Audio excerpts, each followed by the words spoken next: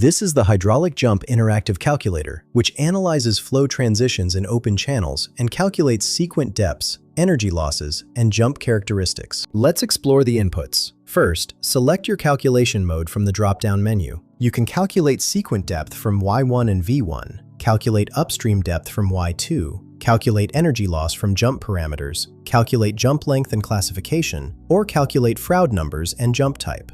For this demonstration, I'm using calculate sequent depth from Y1 and V1. Now enter your values. Upstream depth Y1 is 0.85 meters. Upstream velocity V1 is 8.5 meters per second. Downstream depth Y2 is 3.2 meters. Channel width B is 5.0 meters. Gravity G remains at 9.81 meters per second squared. Click Calculate.